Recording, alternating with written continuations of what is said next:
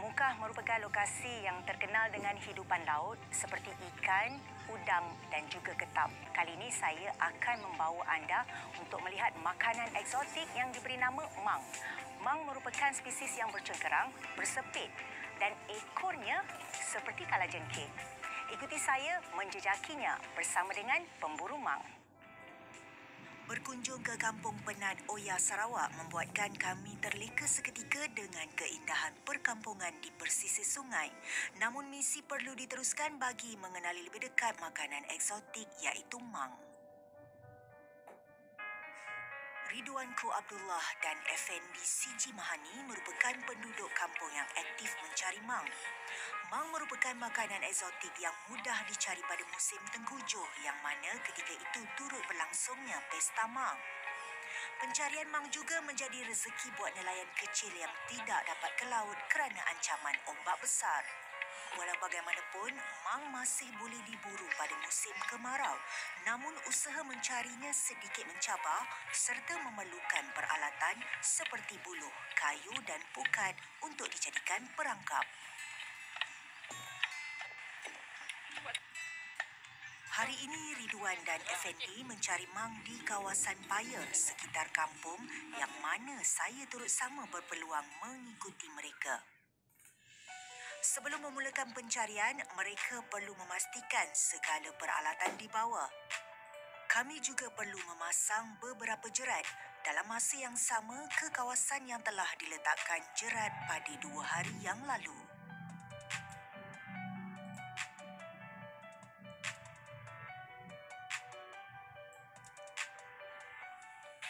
Okey, mang ini habitat dia adalah dalam tanah. Sifat mang dia lebih kurang sama macam ketam nipah. Cuma mang ni warna dia warna merah, ada sedikit keputihan. And dia terdiri daripada 2 sepit, badan dia dan ekor. Selalunya bila mang ini bertelur, telur tersebut berada pada bahagian ekor dia lah. Kalau kampung saya kami panggil mang. Kalau bahagian muka selalunya dia orang panggil meng. Lebih kurang dekat sajalah bunyi dia. Tapi bahagian lain Sarawak sini dia akan panggil ngong. Kadang-kadang kita orang panggil dia macam lobster tanah juga lah. Mang atau nama saintifiknya Thalasina anomala hidup di dalam sarang yang kelihatan seperti busut. Sebenarnya ada beberapa kaedah untuk menangkap mang ini.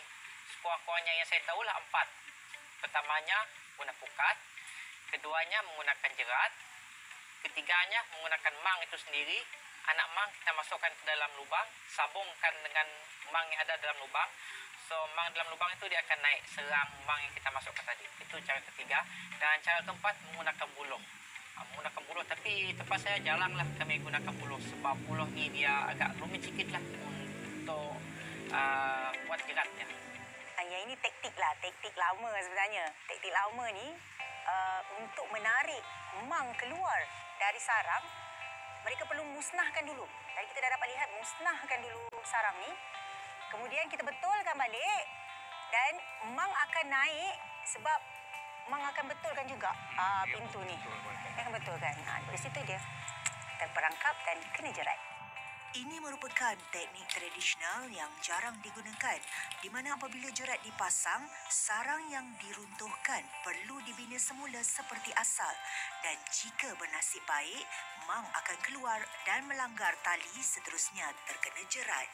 Bila dia putus tali ini, jerat bawah akan menjerat dia seperti ini. Okey. So dia akan tertangkap di bawah dan pagi selalunya dia akan terhimpit naik. Oh, dia akan naik sendiri. Otomatik dia akan naik.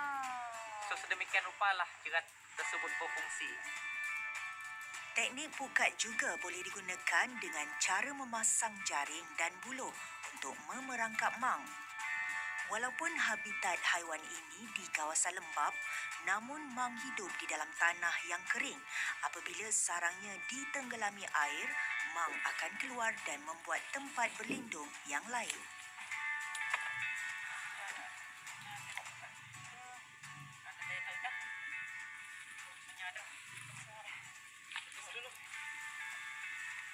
Kita tarik naik. Saya rasa. Kita tekan. Dia ke bawah. Mananya? Artinya dia ada. Kita Cabaran untuk keluarkan mang bila kita pasang pukat, kan contoh pukat. So bila mang tersebut sangkut pada pukat kita, cabaran utama kita untuk tarik dia keluar ialah mang itu sangkut dalam lubang. So bila mang itu sangkut dalam lubang, nak tak nak kita tiada pilihan lain. Cuma ada dua pilihan. Pertama kita pecahkan tanah dia, sarang dia. Keduanya kita masukkan tangan kita, capai mang itu supaya kita dapat buang bahagian yang sangkut dan baru tarik keluar. Janganlah terlepas.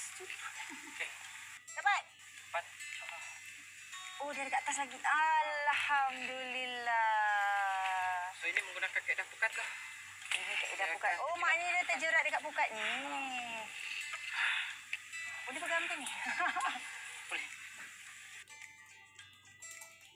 Jika musim tengkujuh, kesemua teknik ini tidak perlu dipraktikkan kerana mang akan ditemui di kawasan terbuka dan ada kalanya bergerak sehingga ke jalan raya. Namun apabila musim kemarau, mang sukar ditemui. Dalam masa sama, permintaan di pasar dan beberapa restoran tetap ada. Oleh itu, pemburu mang masih boleh mencari dengan menggunakan teknik-teknik ini.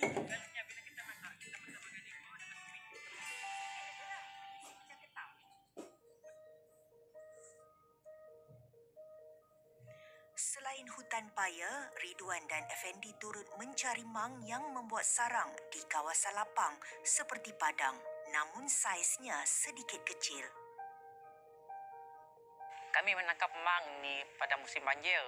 Sebab bila musim banjir, mang ini dia akan mabuk di dalam air. So 3 hari selepas banjir, dia akan keluar ke permukaan, dia akan naik ke pokok, naik ke daratan, ke jalan, dan pada waktu itu kita akan tangkap dia lah untuk tujuan masak dia. Bergantung kepada di mana dia bersarang. Kalau dia bersarang di kampung berdekatan dengan rumah kami, so bila dia bersarang dalam kuantiti yang banyak, so dia akan dianggap sebagai binatang perosak. Sebab sifat mang ni dia mengorek ke dalam tanah. Dia mengorek, so bila dia korek, bawah rumah kita itu akan berlubang. So bila berlubang, rumah kita boleh jatuh mendap ke bawah. Walaupun hanya beberapa ekor sahaja mang yang berjaya ditangkap, itu sudah memadai kerana yang lebih bermakna adalah pengalaman berharga yang saya rasai ketika memasang jerat dan menangkap spesies hidupan tersebut. Setibanya di rumah, Ridwan mencuci dan siang mang, di mana ekor, kepala dan sepit perlu diberus untuk menghilangkan lumpur. Sebaiknya perlu disiram dengan air limau untuk menghilangkan bau lumpur. Selain mang dijual sebagai punca pendapatan, terdapat juga masyarakat di sini yang mencari mang untuk dijadikan menu dinikmati bersama keluarga.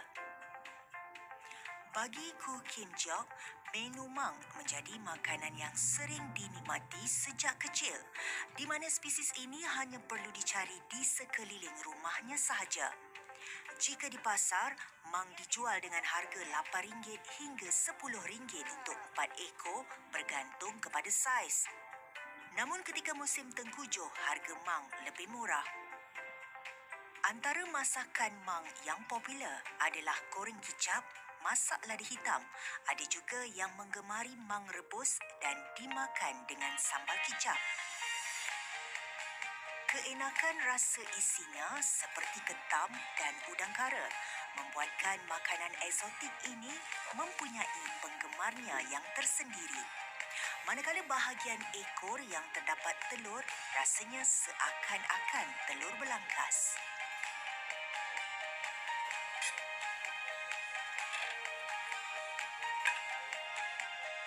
Mang menjadi salah satu tarikan pelancong yang berkunjung ke Sarawak.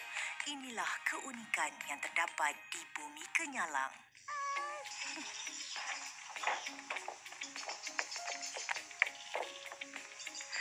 Segmen Pemburu Mang itu tadi mengakhiri episod Panorama minggu ini.